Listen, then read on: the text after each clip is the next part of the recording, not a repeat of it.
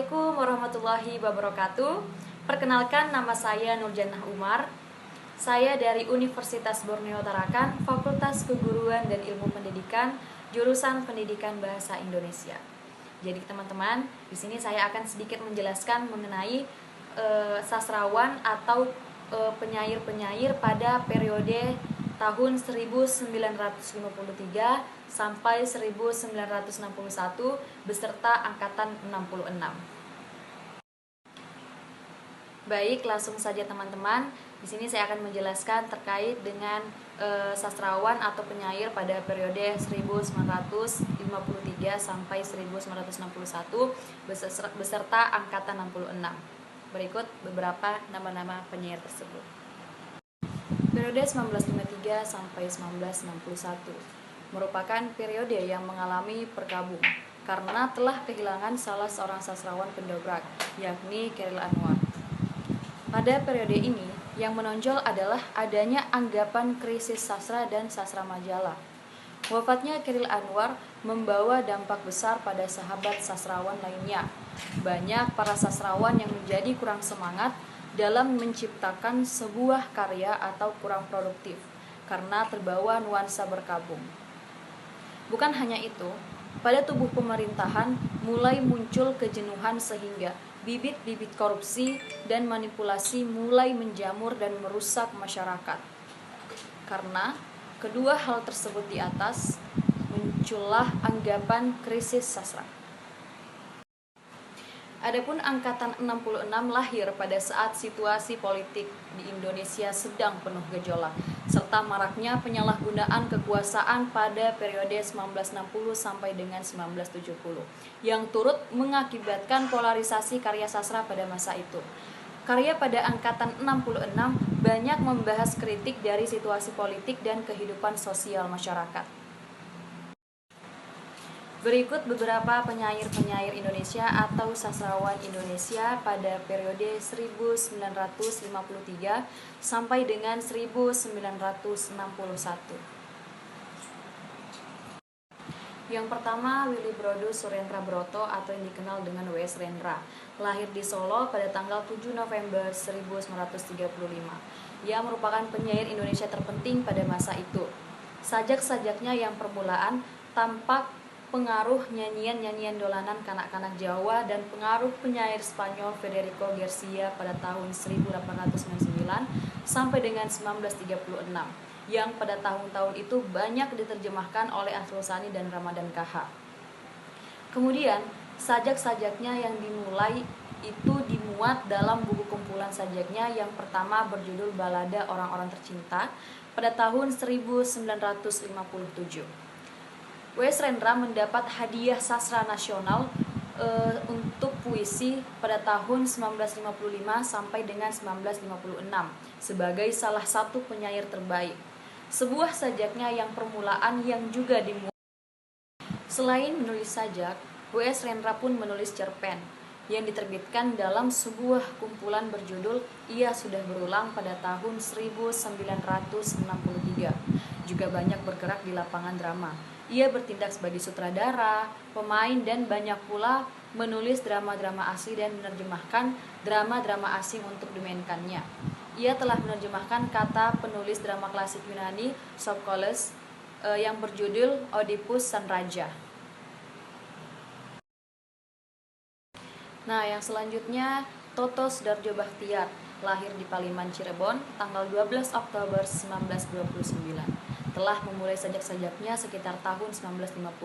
Sajaknya yang terkenal Ibu Kota Senja ditulisnya tahun 1951. Sebagian besar sajak-sajaknya telah dikumpulkan dan diterbitkan menjadi 2 buah buku, masing-masing berjudul Suara pada tahun 1956 dan Etsa pada tahun 1998. Kumpulan sajak 1950 sampai dengan 1955 telah menyebabkan penyairnya mendapat hadiah sastra nasional dari BMKN sebagai penyair terbaik tahun 1955 sampai 1956. Sebagai penyair, ia selalu mendambakan kemerdekaan yang disebutnya tanah air dan laut semua suara dan tanah air penyair dan pengembara. Selanjutnya yang ketiga, Subagio Sastrowarjo, lebih dikenal sebagai penyair dan bukunya sastranya yang pertama merupakan kumpulan sajak, yaitu Simfoni pada tahun 1957. Cerpen-cerpennya dibukukan dengan judul Kejantanan Si Sumbing pada tahun 1965. Cerpennya yang berjudul Perawan Tua melukiskan keadaan jiwa seorang gadis yang karena mau setia kepada kekasihnya yang gugur dalam pertempuran melawan Belanda, lalu menjalani hidupnya yang sepi. Cerpen Perawan Tua merupakan salah satu prosa terindah yang pernah ditulis dalam bahasa Indonesia. Sajak Subagio yang belum diterbitkan sebagai buku antara lain yang termuat dalam naskahnya Daerah Perbatasan dan Salju. Selanjutnya penyair angkatan 66. Kemunculan atau pengkategorian sastrawan-sastrawan angkatan 66 ke permukaan dunia kesusastraan Indonesia tak lepas dari gejolak sosial politik pada masa itu. H.B. Jassin adalah salah satu pencetus awal sekaligus pelaku utama dari kampanye angkatan 66 yang mengungkapkan pemikirannya melalui tulisannya yang tayang di majalah Horizon nomor 2 tahun 1966.